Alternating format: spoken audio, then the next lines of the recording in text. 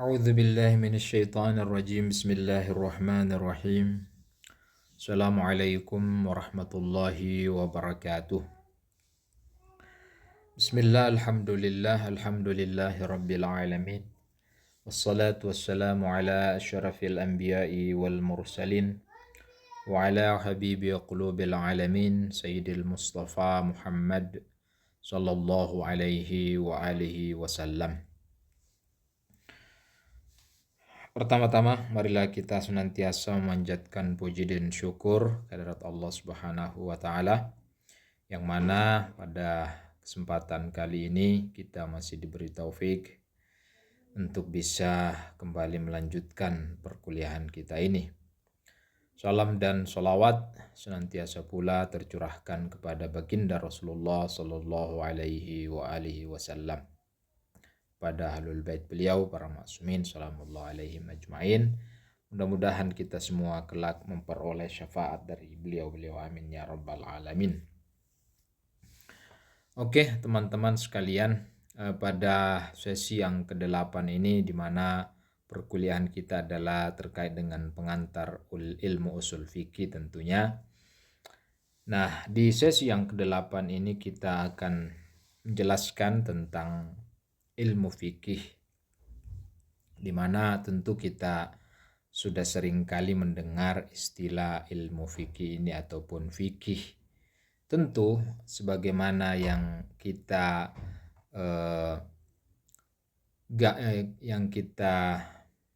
imajinasikan tentunya, atau kita gambarkan, atau yang terlukis di dalam benak pikiran kita ketika kita mendengar istilah ilmu fikih atau fikih, tentu serta-merta kita akan tertuju pada sebuah disiplin ilmu pengetahuan yang setiap saat, yang setiap waktu seorang manusia, khususnya seorang muslim itu tentu harus mengetahuinya. Dimana karena ilmu fikih ini berkaitan erat dengan atau sangat melekat dengan diri si muslim tersebut atau seorang mukallaf. Nah, tentu ilmu fikih ini merupakan ilmu untuk mengetahui atau mencapai apa yang menjadi kewajiban dan tugas-tugas kita atau taklif kita yang diajarkan oleh Islam kepada umatnya itu. Dan subjek daripada ilmu fikih ini adalah ya tindakan opsional kita ini, yaitu tindakan ikhtiar kita ini.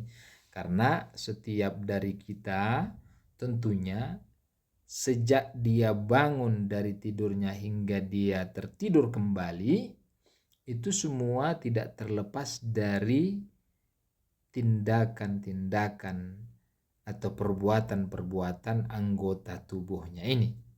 Dan itu semua ada aturan-aturannya.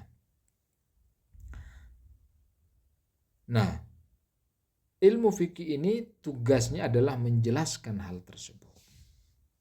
Dan seorang mukallaf ketika melakukan perbuatan, bertindak untuk sesuatu, maka itu tentunya adalah atas dasar ikhtiarnya. Ada banyak persoalan yang dibahas di dalam ilmu fikih tentunya, sebagaimana yang kita sudah ketahui bersama, termasuk diantaranya adalah persoalan ibadah sholat. Ibadah sholat atau ibadah mahdhah itu yang berkaitan dengan manusia dengan Tuhannya, dengan penciptanya, itu disebut ibadah mahdhah atau ibadah murni berkaitan dengan ibadah. Nah, juga seperti ibadah puasa, zakat, haji, dan jual beli dan seterusnya. Semua itu merupakan persoalan-persoalan yang dibahas di dalam ilmu fikih. Karena semua itu adalah merupakan tugas taklif kita, tanggung jawab kita di dalam kehidupan kita di dunia ini, baik kehidupan kita secara individual, kehidupan kita secara sosial, politik dan lain sebagainya. Itu semua dibahas di dalam ilmu fikih. Nah, tentu di dalam ilmu fikih itu tentu ada tujuan-tujuan tentunya yang istilahnya mengapa ilmu fikih itu disusun.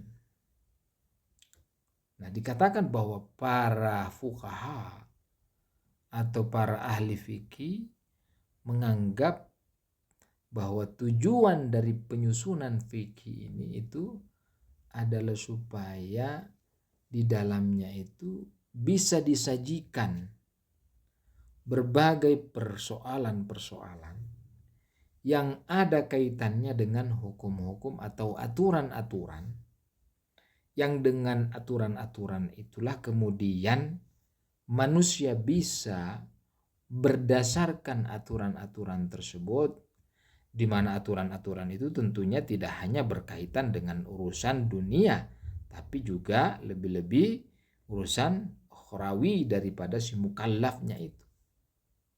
Nah, semua itu disajikan di dalam ilmu fikih dengan tujuan supaya si mukallaf ini bisa dengan menunaikan semua tugas-tugas tersebut atau taklif tersebut itu bisa mencapai pada kebahagiaan itu, yaitu sa'adah, entah di dunia maupun di akhirat.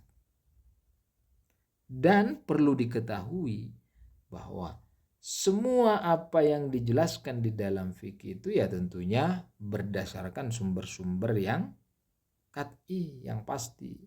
Seperti apa? Seperti Al-Quran dan Sunnah. Nah, menurut sebagian ulama tentunya, ilmu fikih itu adalah merupakan salah satu ilmu yang paling baik setelah ilmu dari ilmu tauhid misalnya tentunya kan.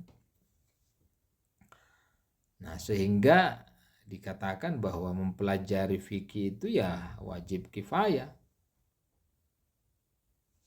Menurut ayat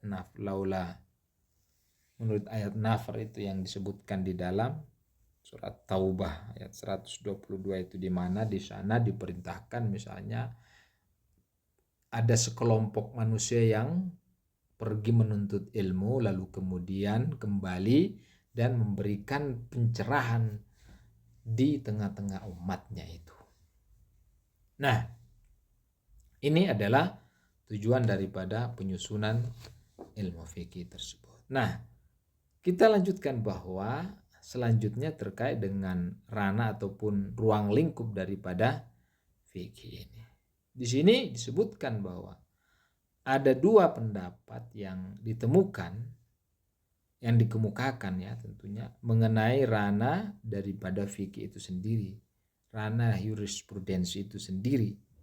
Menurut pendapat yang satu bahwa ilmu fikih dianggap bertanggung jawab terhadap seluruh aspek sosial, politik, militer, dan budaya si mukallaf.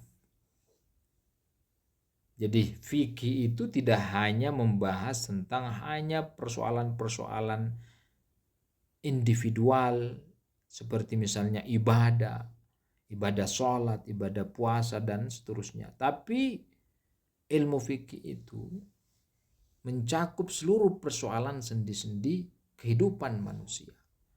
Baik yang sifatnya individual maupun sifatnya sosial, politik, juga dalam kaitannya dengan kemiliteran. Itu semua dikaji di dalam ilmu fikih itu. Dan menurut pendapat yang lain bahwa ilmu fikih itu ya tugasnya hanya untuk menjelaskan hukum-hukum tentang sejumlah persoalan. Artinya hanya beberapa persoalan yang berkaitan dengan kehidupan. Nah, di sini dikatakan bahwa konon pada masa hidup Nabi Shallallahu Alaihi Wasallam yang disebut dengan era berdirinya fikih atau era perundang-undangan tasyri, umat Islam menerima aturan syariatnya dari Al-Quran dan Sunnah Nabi. Sepeninggal beliau dan terbentuknya sekte atau aliran Syiah dan Sunni, ya muncul dua kecenderungan besar dalam dunia fikih.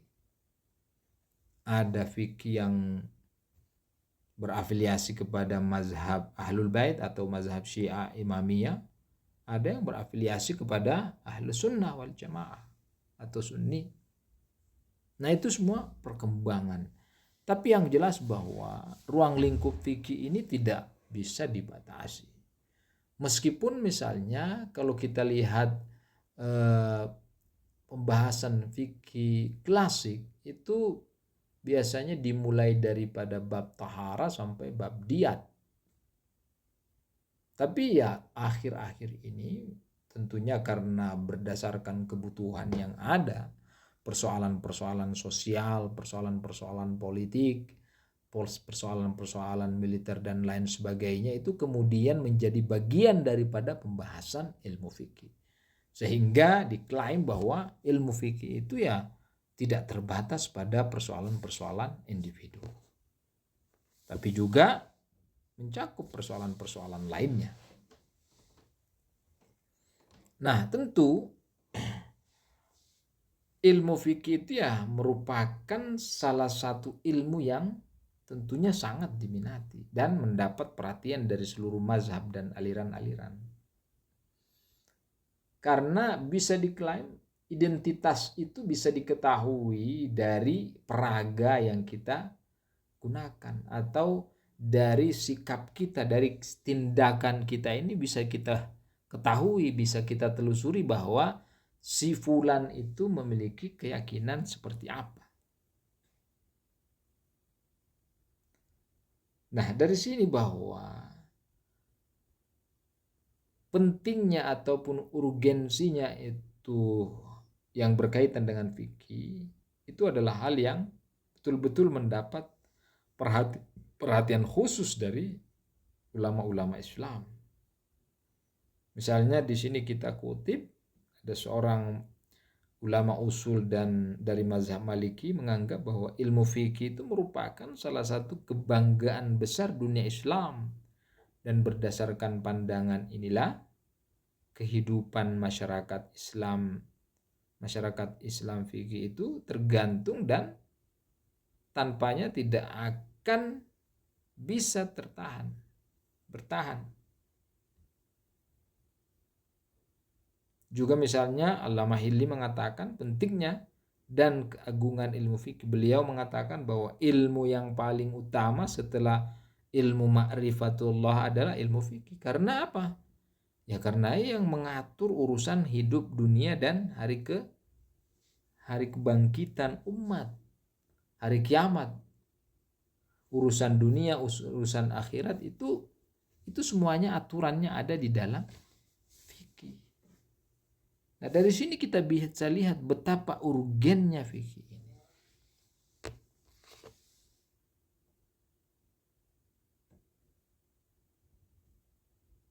Juga ulama lain kita juga masih mengutip bahwa Shahib Ma'alim misalnya juga menganggap bahwa ilmu fikih sebagai ilmu yang paling mulia dan terbaik setelah ilmu tauhid, ilmu mengenal Allah. Kenapa? Ya karena ilmu ini adalah berkaitan dengan ketetapan atau hukum-hukum ilahi yang merupakan ilmu yang paling mulia diperoleh dengan ilmu fikih. Demikian pula juga misalnya ilmu fikih ini yang mengatur kehidupan praktis kita, praktis manusia ini dalam dimensi individunya, dimensi sosialnya. Dan juga yang paling penting adalah ia merupakan sumber kesempurnaan dan kemajuan manusia. Ini urgennya ilmu fikih. Imam Khomeini dalam mengungkapkan pentingnya dan kedudukan ilmu fikih mengatakan bahwa ilmu ini merupakan teori realistis dan nyata serta lengkap dalam mengatur manusia mulai dari buayan sampai liang lahat. Nah, ini adalah pentingnya dan urgensi daripada fikih. Nah, ini itu berkaitan dengan penting dan perlunya manusia itu terhadap ilmu fikih. Dan kedudukannya itu bisa kita lihat dari apa yang sudah dijelaskan dengan mengutip beberapa ungkapan yang dikemukakan oleh sebagian ulama. Nah, selanjutnya di sini kita akan kemukakan terkait dengan definisi daripada fikih itu sendiri. Nah, tentu kita menyadari bahwa sebuah disiplin ilmu itu muncul karena adanya perhatian para ulama terhadap perkembangan pengetahuan di dunia, khususnya di dunia Islam. Munculnya berbagai disiplin ilmu itu tidak terlepas bahwa di situ ada hal-hal yang istimewa. Nah, dengan adanya hal tersebut, dengan munculnya pengetahuan, berbagai pengetahuan, sehingga antara satu pengetahuan dengan pengetahuan yang lainnya itu supaya tidak tercampur, tentunya secara logika perlu ada pendefinisian. Karena bisa jadi objek pengetahuan itu bisa saja sama misalnya. Tapi dari satu sisi dia berbeda dari yang lainnya. Sehingga diperlukan yang namanya definisi.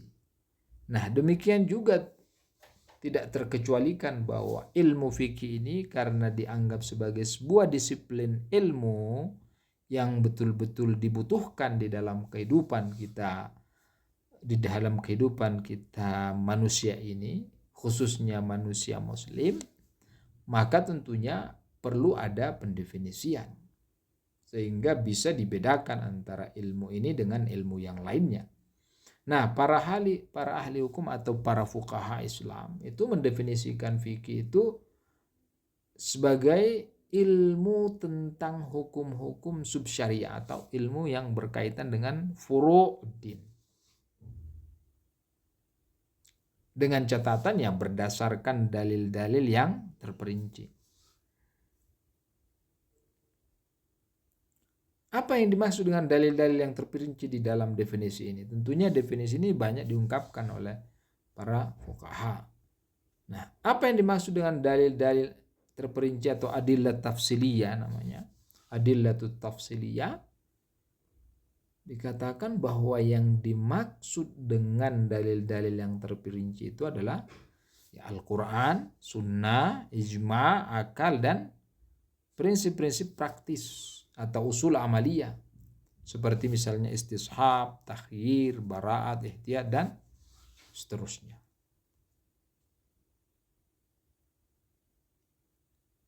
Nah, itu namun ya tentunya banyak juga, kita juga menyadari bahwa ada banyak juga definisi-definisi lain yang diungkapkan oleh ulama-ulama lain yang mungkin tidak jauh berbeda dengan apa yang disebutkan di sini.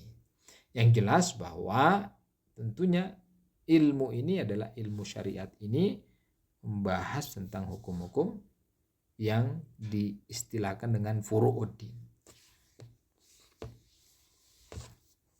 Nah, setelah kita memberikan definisi, selanjutnya coba kita lihat pokok bahasan dari ilmu fikih dan tujuannya. Di sini dikatakan bahwa ilmu fikih itu membahas lima kaidah, yaitu tentang wujub, tentang hormat. Wujub itu adalah wajib, misalnya hukum wajib, tentang hukum hormat haram, istihbab, mustahab, makruh, karaha, dan ibahah. Serta ya ada hukum yang istilahnya hukum wad'i namanya. Itu berkaitan dengan sahih tidaknya absah tidaknya atau batal tidaknya sesuatu itu. Sahih atau butlan. Nah, dengan demikian bahwa pokok-pokok bahasan fikih itu adalah perbuatan dan perilaku seorang mukallaf. Perilaku yang sifatnya opsional, yang ikhtiari seorang mukallaf tentunya. Menurut para ahli fikih, tujuan daripada fikih ini adalah untuk menyajikan,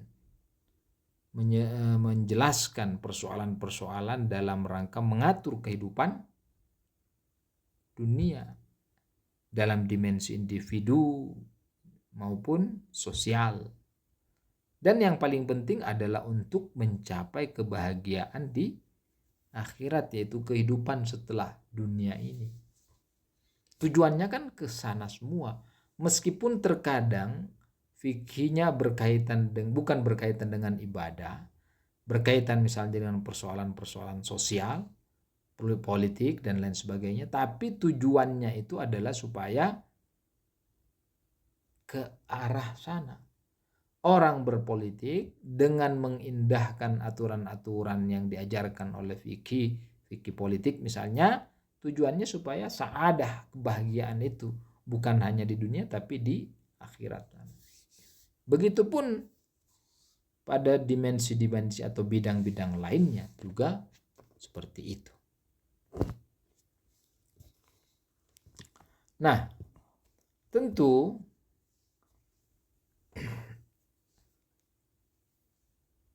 karena fikih itu adalah tentang membicarakan tentang hukum-hukum syar'i, aturan-aturan syariat, di mana sebuah aturan-aturan itu tentunya harus diperoleh dari sumber-sumber yang otentik. Di dalam menyimpulkan sebuah hukum, di dalam menyimpulkan sebuah keputusan fikih, apatah lagi ini akan disandarkan nanti kepada pemilik syariat yaitu Allah Subhanahu wa taala, tentunya di dalam memilih sumber utamanya itu, sumber primernya istilahnya, itu harus berhati-hati. Nah, tentu sumber-sumber fikih ini adalah juga bersumber dari Allah Subhanahu wa taala. Nah, menurut fuqaha Islam, ahli-ahli hukum Islam, sumber yang terpenting untuk mendapatkan keputusan atau hukum syar'i itu tidak lain, yang pertama adalah Al-Qur'an. Itu yang pertama. Dan ini tidak diperdebatkan. Berbeda misalnya dengan sumber-sumber yang lainnya. Misalnya sumber riwayat, hadis, juga ijma' misalnya, juga akal misalnya. Itu semua memerlukan penjelasan. Terjadi perbedaan kalau meskipun di dalam Al-Quran juga terjadi perbedaan penafsiran mungkin seperti itu. Tapi yang jelas bahwa Al-Quran itu adalah sumber hukum, di mana ia digunakan untuk sebagai sumber mengistimbat atau menyimpulkan hukum syar'i. Ketika misalnya ingin mengatakan atau ingin menfatwakan bahwa salat itu wajib, maka tentunya dalil yang pertama yang dikemukakan adalah dalil ayat Al-Quran. Ada enggak ayat Al-Qurannya yang menjelaskan tentang kewajiban menunaikan ibadah sholat dan seterusnya dengan berkaitan dengan kewajiban-kewajiban lainnya. Tetapi sumber-sumber lainnya seperti sumber riwayat, itu terjadi perbedaan di kalangan ulama-ulama Islam. Nah itu. Nah, berikutnya kita di sini coba untuk melihat adanya perbedaan-perbedaan tersebut. Sumber-sumber fikih misalnya kalau di dalam mazhab Syiah Imamiyah itu selain Al-Quran, para ahli hukum atau para fuqaha Syiah juga bersandar pada sunnah, pada ijma' dan pada akal. Nah, ini semua dijadikan sebagai sumber di dalam memutuskan hukum syar'i atau fikih misalnya. Nah, tentu saja misalnya kalau di dalam Syiah itu ada kelompok akhbari, di mana kelompok ulama fikih Syiah yang hanya mempertimbangkan Al-Quran dan Sunnah. Nah, itu. Dan yang lainnya itu tidak dia anggap sebagai sumber. Terkait juga dengan sunnah misalnya, kalau di dalam Syiah Imamiyah itu ya yang namanya sunnah itu adalah perbuatan, ucapan dan takrir daripada ma'sumin, imam-imam ma'sum. Sementara di Sunni misalnya ya juga Al-Quran sebagai sumber utamanya, dan yang lainnya itu sumber-sumber yang sifatnya berbeda. Artinya ada perbedaan di dalam sumber-sumber itu. Sama seperti sunnah misalnya, pemahaman terhadap sunnah juga berbeda antara Syiah dan Sunni. Ijma' juga demikian. Ada juga di sini qiyas di dalam Ahlus Sunnah dan seterusnya. Ini adalah sebuah dinamika di dalam pemikiran atau di dalam dunia Islam yang istilahnya perlu dipahami bersama. Nah, jadi sebagai tambahan penjelasan bahwa dari segi sumber-sumber itu, kalau di dalam misalnya Al-Quran sebagai sumber, juga di dalam Sunni juga demikian. Al-Quran juga. Ya, meskipun terjadi perbedaan penafsiran, perbedaan makna. Misalnya saja dalam soal wudhu itu, apakah ketika kita hendak membasuh misalnya tangan, apakah dari sikut dulu sampai ke ujung jari ataukah dari ujung jari sampai ke sikut. Itu terjadi perbedaan penafsiran, pemaknaan terhadap ayat-ayat yang berkaitan dengan wudhu misalnya. Apatah lagi kalau sumbernya itu adalah sunnah. Nah, tadi saya jelaskan bahwa sunnah di situ kalau menurut Syiah itu adalah apa tadi? Ucapan, perbuatan, pernyataan atau takrir daripada maksum. Jadi bukan hanya nabi yang disebut sunnah, tapi imam-imam maksum itu. Sementara kalau di Ahlus Sunnah itu ya terjadi penafsiran yang berbeda, bahwa yang dinamakan sunnah itu ya ucapan, perbuatan, dan takrir daripada, ikrar daripada nabi, pernyataan daripada nabi saja. Nah, sumber yang lain di dalam Ahlus Sunnah itu seperti misalnya kita kenal dengan istilah qiyas. Nah, ijma' di Syiah juga ada ijma', di Ahlus Sunnah juga ada ijma'. Tapi di dalam pemahaman atau pengertiannya itu mereka berbeda. Artinya dari segi kehujahannya itu berbeda. Ijma' itu kalau menurut Syiah Imamiyah itu bisa dijadikan sebagai hujah ketika misalnya ia menyingkap qaul ma'sum atau ucapan daripada. Berbeda dengan pemahaman yang dimiliki oleh Ahlus Sunnah bahwa kesepakatan atau ijma' itu ijma' ulama. Nah, ini perbedaan-perbedaan ini ya adalah sesuatu yang menjadi persoalan yang harus kita tolerir istilahnya. Karena masing-masing punya manhaj, punya metode masing-masing. Itu saya kira yang bisa saya sampaikan pada sesi kali ini. Mudah-mudahan ini bisa memberikan gambaran kepada kita, kepada teman-teman terkait dengan fikih itu sendiri. Bahwa memang di dalam ilmu fikih itu ya semua di situ disodorkan, ditawarkan kepada kita, disajikan untuk kita, untuk kemudian kita aplikasikan di dalam kehidupan kita sehari-hari. Itu saya kira untuk sesi kali ini, insya Allah kita akan lanjutkan pada sesi atau pertemuan berikutnya. Demikian, mohon maaf, mohon doanya semuanya. Wabillahi taufiq wal hidayah. Wassalamualaikum warahmatullahi wabarakatuh.